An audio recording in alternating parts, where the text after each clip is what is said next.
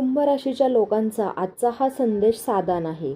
कधी तुम्हाला असं वाटलं आहे का की तुमच्या आयुष्यात घडणाऱ्या काही गोष्टी या केवळ योगायोग नसतात, तर काही लोक अचानक भेटतात, काही संधी शेवटच्या क्षणी मिळतात, तर काही संकटामधून तुम्ही थोडक्यात वाचता आणि मनात एक प्रश्न निर्माण होतो, हे सगळं कोण ठरवतं?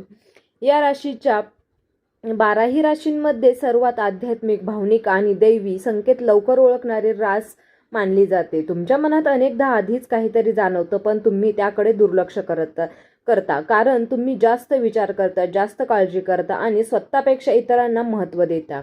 पण आजचा हा संदेश तुम्हाला एक गोष्ट आठवण करून देण्यासाठी आहे.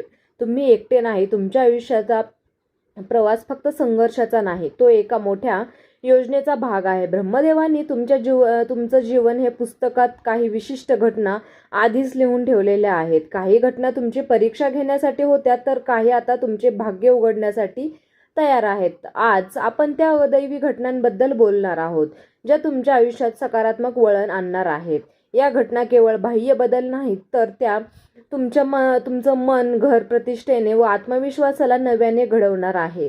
जर तुम्हीही या राशीचे असाल तर संदेश पूर्ण ऐका, कारण कदाचित यात तुमचं आयुष्याचं पुढचं पान उघडण्याची नंबर 1 आहे. अचानक नशीब पालटण्याची घटना. भाग्यरेषेतील दैवी वळण. या राशीच्या लोकांना तुमच्या आयुष्यात एक असा टप्पा येणार आहे जिथे सर्व काही जणू स्थिर आहे, काहीच पुढे सरकत नाही असे वाटत असेल. अनेक दिवसांची प्रतीक्षा, प्रयत्न करूनही हातात काही ठोस न लागणे, लोकांकडून दुर्लक्ष, हा सगळा अनुभव तुम्ही आधी घेतलेला आहे.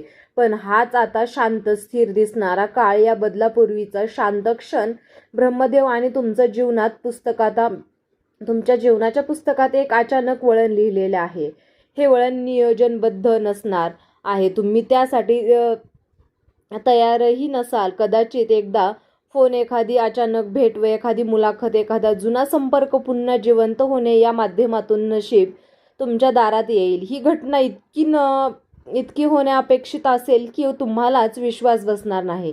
महत्त्वाचं म्हणजे ही संधी तुम्हाला केवळ आर्थिक किंवा व्यावसायिक नसेल, तर ती तुमच्या आत्मविश्वासाला परत जन्म देणारी असणार आहे. काही करू शकतो का? हा विश्वास जो आता कुठेतरी हरवला होता, तो आता पुन्हा जागा होईल. ब्रह्मदेवांची साथ म्हणजे नेहमी मोठा आवाज नाही, तर कधी कधी ती शांतपणे आयुष्याची दिशा बदलते. नंबर 2 आहे, जुना अपमान मोठ्या सन्मानात बदलेल. या राशीची भावनिक असल्यामुळे अपमान, नकार, कमी लेखणे या गोष्टी खोलवर मनात साठवते. तुमच्यावर कधीतरी अन्याय झाला आहे, कोणीतरी तुमची क्षमता ओळखली नाही. कदाचित कुटुंबात, नोकरीत, नात्यात किंवा समाजात तुम्हाला कमी समजलेले गेले आहे. पण ब्रह्मदेवांच्या लेखनात एक विशेष नियम आहे.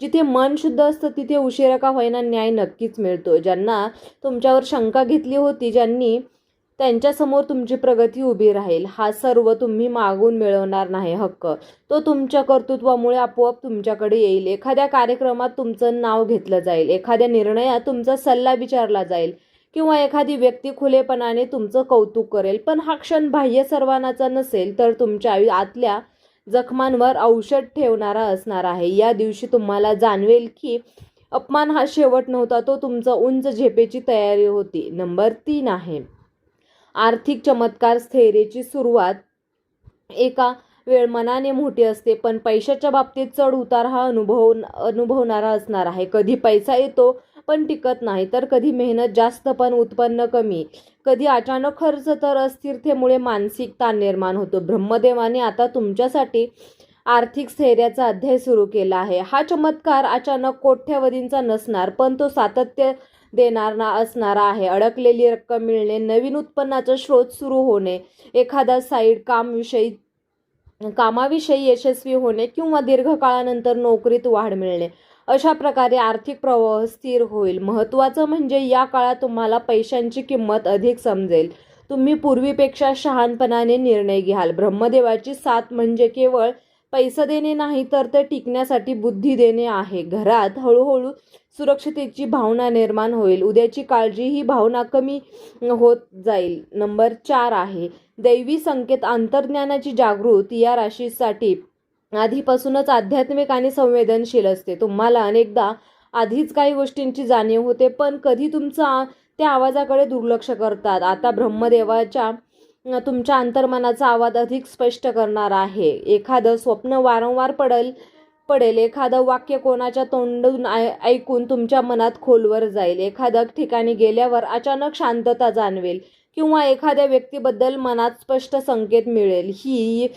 ही व्यक्ती योग्य नाही किंवा ही संधी योग्य नाही. हे दैवी संकेत तुम्हाला मोठ्या चुकांपासून वाचवू शकतो किंवा योग्य दिशेला नेऊ शकतो. महत्त्वाचं म्हणजे या काळात स्वतःवर विश्वास ठेवणं आवश्यक आहे. तुम्ही जे जाणवता ते दुर्लक्ष करू नका. ब्रह्मदेवाची साथ अनेकदा बाहेरून दिसत नाही, ती आतून जाणवते. तुमचं अंतर्ज्ञानच तुमच्या सर्वात मोठं मार्गदर्शन ठरणार आहे. नंबर 5 आहे, घरात शुभ वार्ता तणावाकडून समाधानाकडे प्रवास करणार आहे. या राशीच्या आयुष्यात घर हा एक सर्वात मोठा संवेदनशील विषय आहे. बाहेर कितीही ध्येय दाखवलं तरी घरातील वातावरण असतील तर पूर्णपणे तुटत. अलीकडच्या काळात घरात मतभेद, गैरसमज व आर्थिक ताण किंवा मानसिक थकवा जाणवत असेल तर काही वेळा बोलूनही प्रश्न सुटत नाही. पण ब्रह्मदेवाने तुमच्या घरासाठी एक वेगळाच अध्याय लिहिला आहे. घरात एखादी अशी बातमी येईल जी वातावरण बदलून टाकेल. कदाचित एखाद्या नोकरी मिळेल, एखादा जुना वाद मिटेल किंवा एखाद्या विवाहाची बोलणी ठरतील किंवा कुटुंबात नवीन सदस्यांची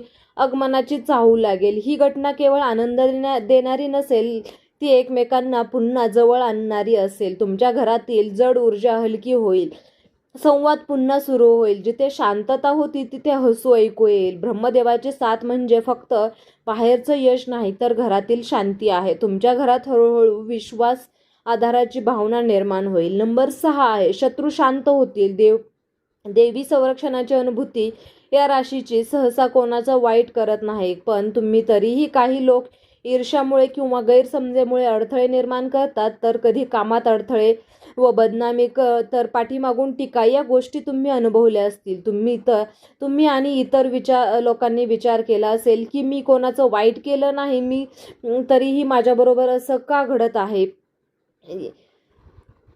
त्या ठिकाणी ब्रह्मदेवांची योजना काम करते. काही वेळा आपण काहीच न करता परिस्थिती बदलताना पाहतो, पण ज्यावेळी व्यक्ती अडथळे निर्माण करत होत्या त्याच स्वतःच बाजूला होतील.